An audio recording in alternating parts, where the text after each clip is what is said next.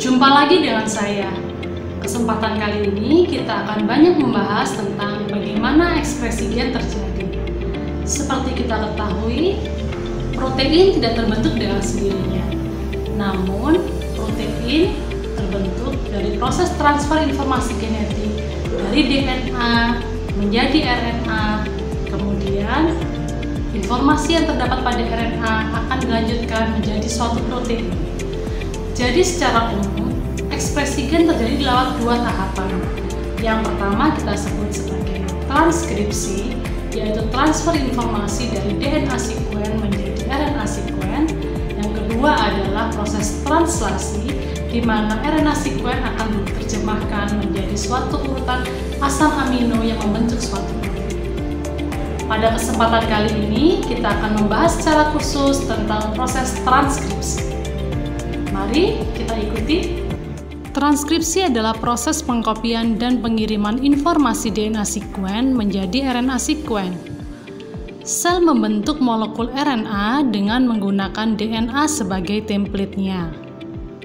Pada organisme eukariotik, transkripsi terjadi di dalam nukleus. Proses ini memerlukan DNA sebagai template, ribonukleoside trifosfat yang merupakan penyusun molekul RNA, dan enzim RNA polimerase yang mengkatalisanya.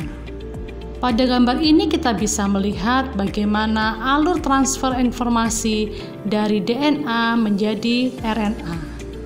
Sebelumnya, kita telah membahas bagaimana DNA dapat direplikasi menjadi DNA yang baru. Ada persamaan dan perbedaan proses replikasi dan transkripsi. Walaupun sama-sama menggunakan DNA sebagai template-nya dan melibatkan reaksi polimerisasi, namun pada proses replikasi, enzim yang terlibat adalah DNA polimerase. Sedangkan pada proses transkripsi, enzim yang terlibat adalah RNA polimerase. Kemudian, penyusunnya untuk proses replikasi membutuhkan DNTPase atau deoksiribonukleotide trifosfat, sementara pada proses transkripsi membutuhkan RNTPase atau ribonukleoside trifosfat. Pada proses replikasi, semua DNA digunakan sebagai template untuk dikopi menjadi untai DNA baru.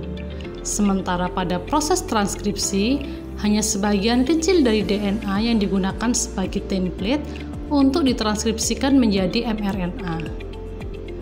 Pada proses replikasi, yang menjadi template adalah kedua untai DNA.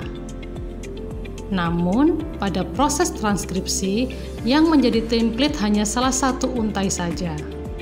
Karena tidak semua produk suatu gen diperlukan oleh sel dalam waktu yang bersamaan, maka sangat tidak efisien jika harus mentranskripsikan semua gen dalam waktu bersamaan pula. Oleh karena itu, proses transkripsi adalah proses yang sangat selektif. Proses transkripsi bersifat asimetris, yang artinya hanya salah satu untai DNA yang ditranskripsikan menjadi RNA. RNA transkrip memiliki sekuen yang sama dengan untai DNA non-template, kecuali timin digantikan dengan urasil. RNA disintesis dengan arah dari 5' ke 3' atau ujung 5 ke ujung 3. Sedangkan template DNA dibaca dari arah 3 ke 5. Ada beberapa penamaan untuk DNA yang digunakan sebagai template maupun non-template. Seperti kita lihat pada tabel ini, DNA yang digunakan sebagai template biasanya disebut sebagai DNA antisense strand, template, transcribe, non-coding, negatif, atau Western strand. Sementara DNA yang tidak berperan sebagai template disebut sebagai DNA sense strand, non-template, non-transcribe, coding, positif, atau Crick strand. Sementara mRNA yang dihasilkan disebut sebagai mRNA sense transcript. Sebenarnya, kedua untai dari DNA dapat digunakan sebagai template untuk proses transkripsi. Namun, pada satu gen, hanya salah satu dari untai yang berperan sebagai template untuk proses transkripsi, seperti diilustrasikan pada gambar di bawah ini.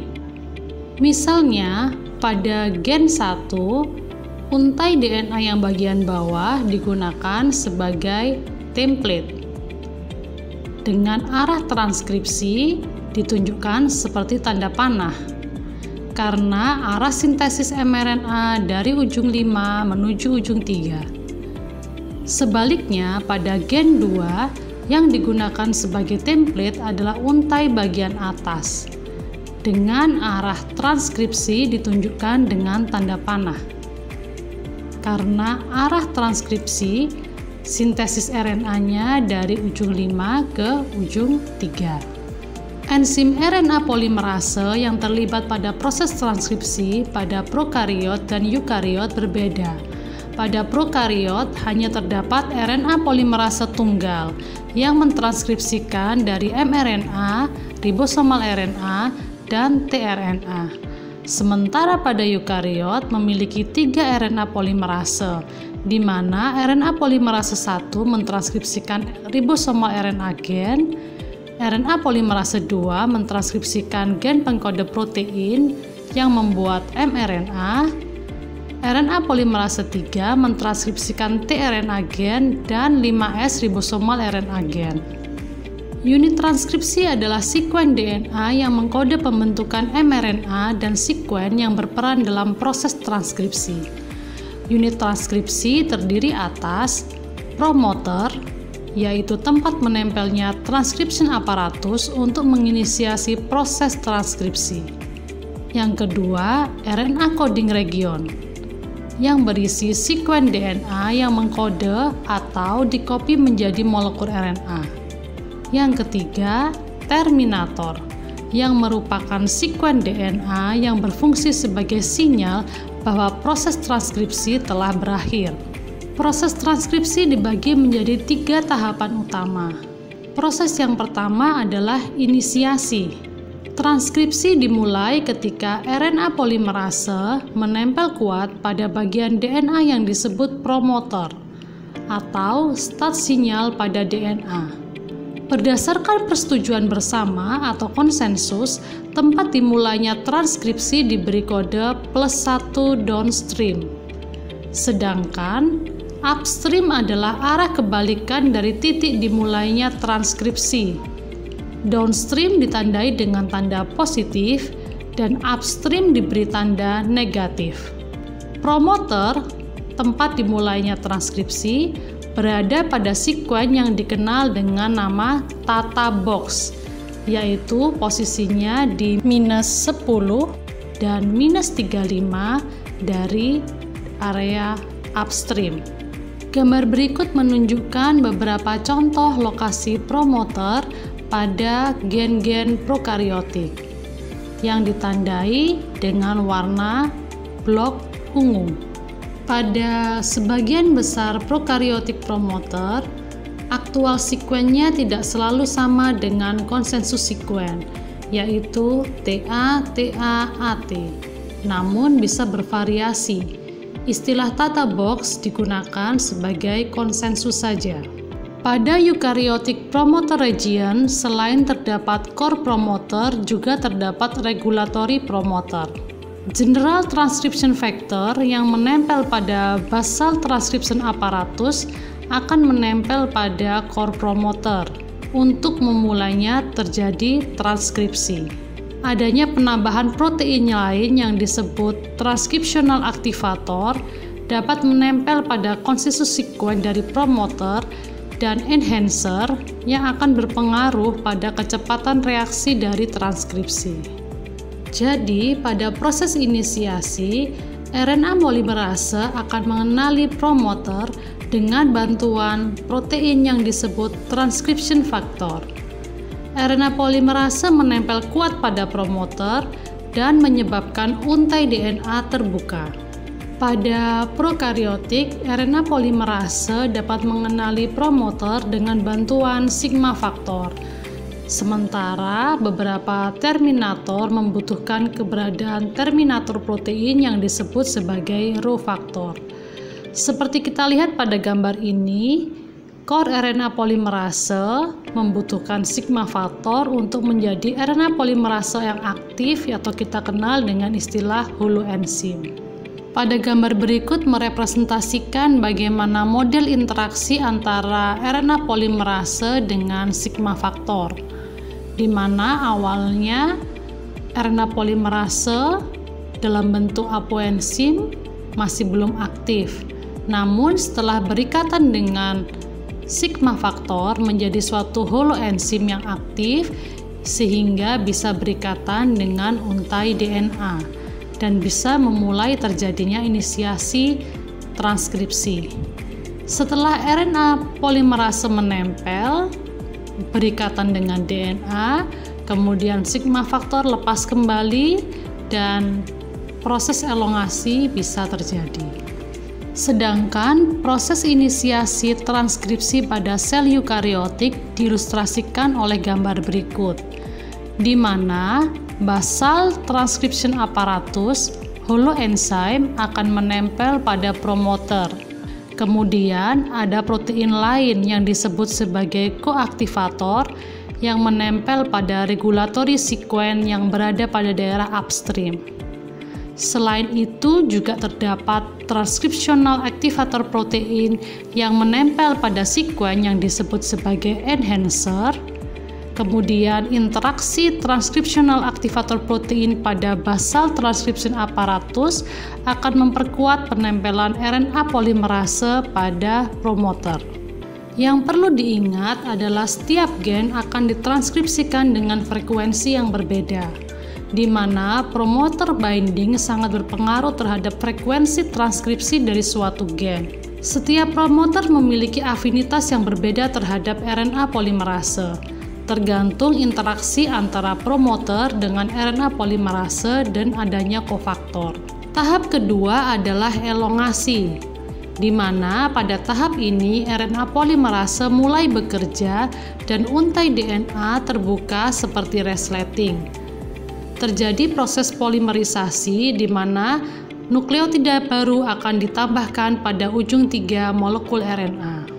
Seperti diilustrasikan oleh gambar ini bahwa proses transkripsi tidak memerlukan adanya primer.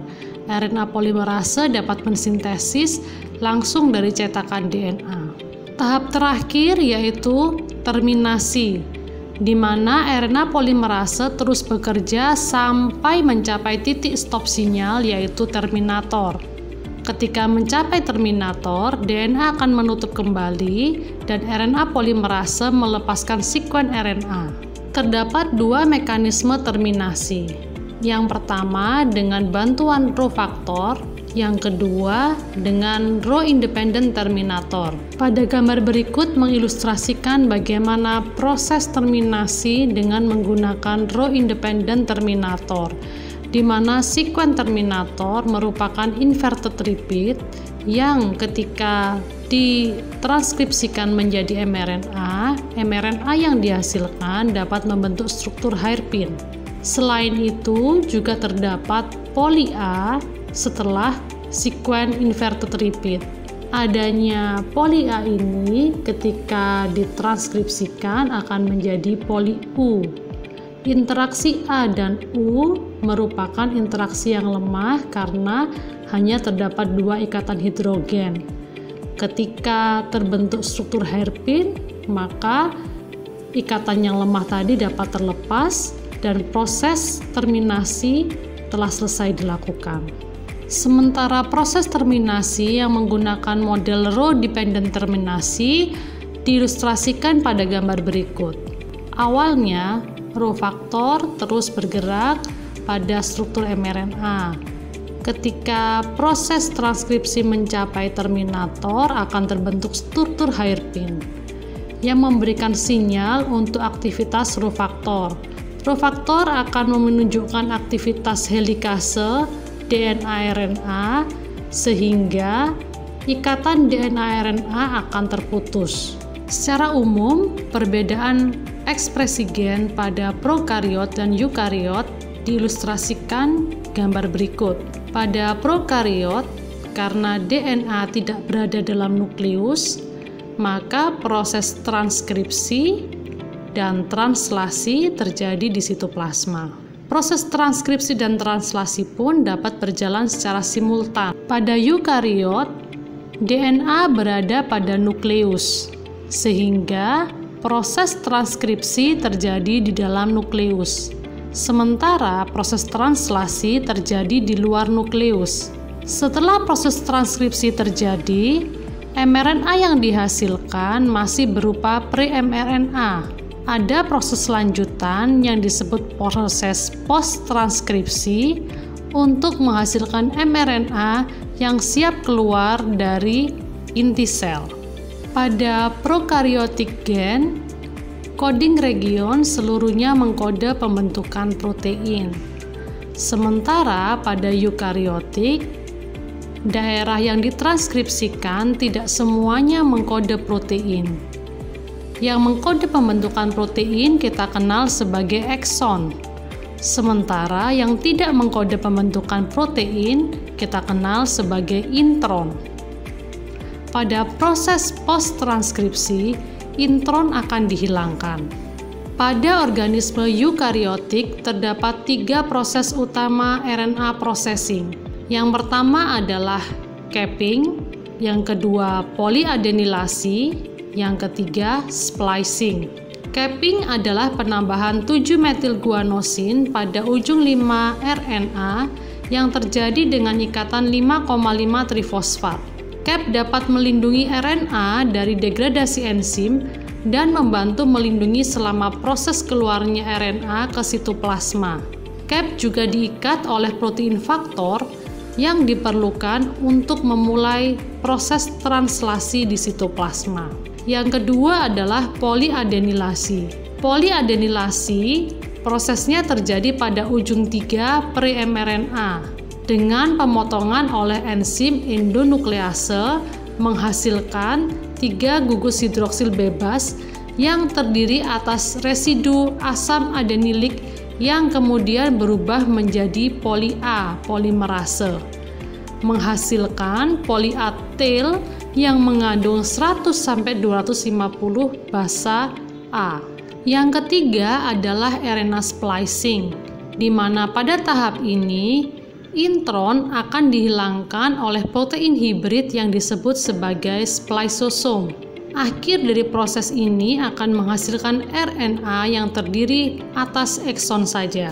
Pada beberapa kasus dimungkinkan terjadinya alternatif splicing. Proses ini melibatkan interaksi multiple antara splicing protein dengan snRNP atau SNRPs, menghasilkan penggabungan ekson yang berbeda dari mRNA yang sama pada jenis sel atau tahap pertumbuhan atau diferensiasi yang berbeda. Misalnya pada kasus calcitonin gen, di mana setelah proses transkripsi terdapat primary RNA transcript yang kemudian mengalami splicing dengan cara yang berbeda pada jenis sel yang berbeda. Pada sel pada tiroid, gen tersebut ditranskripsikan dan displicing, hingga yang tersisa adalah ekson 1, 2, 3, dan 4. Sementara mRNA yang sama pada hipotalamus diproses dengan cara yang berbeda, menghasilkan ekson 1, 2, 3, dan 5. Dan ketika ditranslasikan, pada sel di tiroid akan menghasilkan calcitonin, sementara pada hipotalamus akan menghasilkan CGRP atau calcitonin gene related peptide. Selain itu, pada beberapa kasus juga terjadi RNA editing, yaitu perubahan nukleotida sekuen dari RNA relatif terhadap coding DNA sekuennya. Ada 2 kelas RNA editing, yaitu substitusi, yang kedua insersi atau delesi. Yang paling sering dijumpai pada kasus RNA editing adalah yaitu adenosin menjadi inosin yang dikatalisa oleh adenosin deaminase. Yang kedua, C menjadi U atau sitosin menjadi urasil yang dikatalisa oleh sitosin deaminase. Pada gambar berikut merupakan salah satu contoh CU editing, di mana awalnya ApoB gen diekspresikan pada liver dan intestine. Pada liver, sekuen CAA tetap menjadi CAA, sehingga diekspresikan menjadi protein ApoB100 secara penuh. Namun pada intestine, sekuen CAA mengalami editing menjadi UAA, sehingga menghasilkan protein yang lebih pendek, yaitu ApoB48. Selain transkripsi mRNA, ribosomal RNA juga ditranskripsi dari gen pengkode ribosomal RNA. Awalnya, DNA pengkode ribosomal RNA akan ditranskripsikan, kemudian akan mengalami proses lebih lanjut, yaitu penghilangan transkrip spatial region, sehingga menjadi bentuk akhir ribosomal RNA yang merupakan bagian dari unit penyusun ribosom. Selain itu, tRNA juga mengalami transkripsi dan mengalami pemrosesan. Gambar ini menunjukkan bagaimana awalnya tRNA transkrip sebelum processing, dan gambar sebelah kanan menunjukkan tRNA yang sudah mengalami processing. Selain mRNA, ribosomal RNA, dan tRNA, juga terdapat RNA yang lain seperti small nuclear RNA, small nucleolar RNA, long non-coding RNA, di mana semuanya juga mengalami proses transkripsi, bahkan ada yang mengalami post-transkripsi. Kita sudah mempelajari bagaimana proses transkripsi terjadi, mulai dari tahap inisiasi, elongasi, dan terminasi. Selain itu, kita juga sudah membahas pula tentang bagaimana mekanisme proses post-transkripsi terjadi. Semoga kuliah hari ini bermanfaat. Sampai jumpa. Dah.